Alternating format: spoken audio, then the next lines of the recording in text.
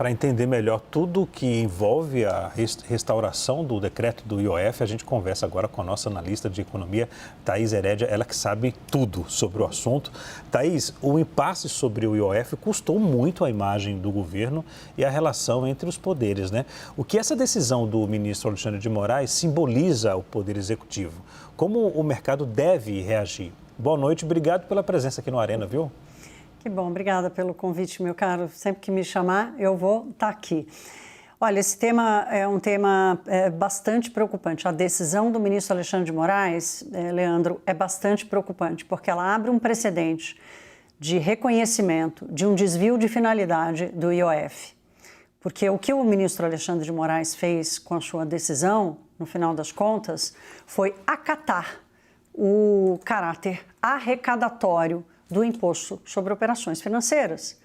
Na decisão que ele tomou, suspendendo as duas decisões, tanto o decreto quanto o decreto legislativo, Moraes chamou a atenção para o volume anunciado, volume de arrecadação esperada anunciado pelo ministro da Fazenda, pelo Ministério da Fazenda, dizendo que aquilo não fazia sentido e que aquilo revelava o caráter arrecadatório. Na sua decisão de hoje, ele diz que não, que o governo federal mostrou que não é assim tanto dinheiro. Então, eu fiquei na dúvida, afinal de contas, se a atitude, se a decisão de dobrar a alíquota para crédito, pessoa jurídica, do MEI, do Simples e das grandes empresas, foi isso que o governo fez, dobrou a alíquota do IOF diário nas operações de crédito das micro, médias, pequenas, médias e grandes empresas no Brasil. Eu nunca ouvi falar que dobrar a alíquota de imposto tem caráter regulatório. Então, a preocupação, e eu estou trazendo aqui a preocupação de tributaristas, de executivos do setor financeiro, porque o ministro acata esse desvio de finalidade num imposto que está ao alcance da mão do governo federal. Portanto, o ministro da Fazenda, Fernando Haddad, estreia essa nova modalidade e fica aberta a possibilidade de qualquer outro governo, em qualquer situação, quando as contas não forem fechar, se fazer valer desse caráter que foi confirmado pelo ministro Alexandre de Moraes. Então, essa é a grande preocupação. Olhando para a decisão de hoje, nós ouvimos do Pedro Teixeira que há um retorno ali, um recuo, tirando o risco sacado. Pelo menos isso o ministro fez, porque, afinal de contas, o Poder Executivo não pode decidir quem tributar. Essa prerrogativa ele não tem por decreto. É o Congresso Nacional que tem que decidir quem tributar, e a operação de risco sacado, como o próprio ministro Alexandre de Moraes reconhece, é uma operação de compra de recebíveis, não embute obrigação financeira, portanto não pode ser considerada uma operação de crédito. E desde o primeiro decreto assinado pelo governo, aquele que horas depois precisou ser refeito, Leandro, o governo começou a tratar, e publicamente o próprio ministro da Fazenda, Fernando Haddad, a operação de risco sacado como uma aberração, uma coisa que não podia ser, que era uma elisão fiscal, que era planejamento tributário, que era para fugir de imposto, que não era isonômico. Ora, como tratar uma operação que não é uma operação de crédito como base para a cobrança deste tributo? Então, Leandro, e só mais uma característica dessa decisão de hoje, que também chamou muita atenção, é que o ministro Alexandre de Moraes decidiu que a cobrança do IOF será retroativa.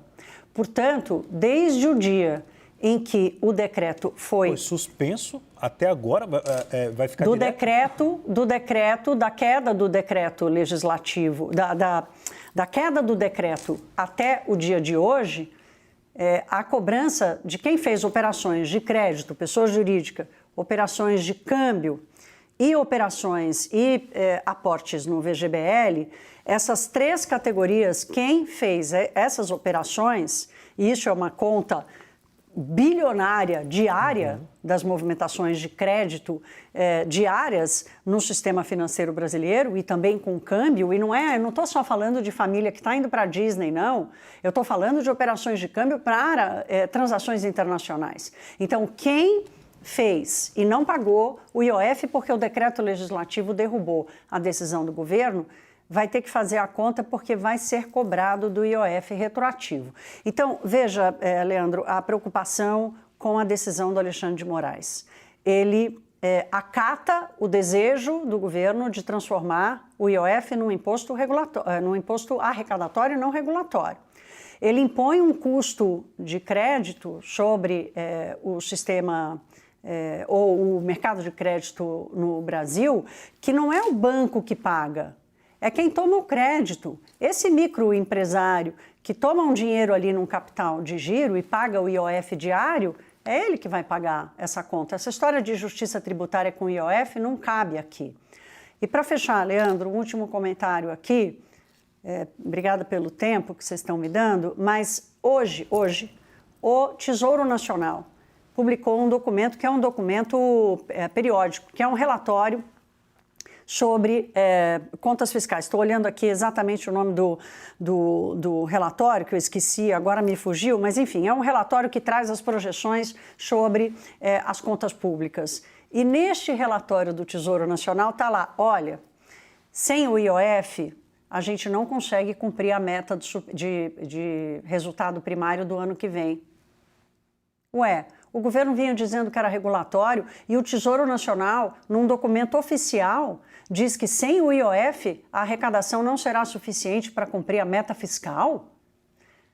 Então, meu querido, estamos aí diante de uma situação que abre um precedente muito grave para o funcionamento do mercado de crédito no Brasil, que já é um mercado muito apertado, muito pequeno, cheio de insegurança jurídica, e agora está aí esse empoderamento do Poder Executivo de usar um imposto que até hoje, dia 16 de julho, foi regulatório, para ser confirmado pelo STF, um imposto arrecadatório.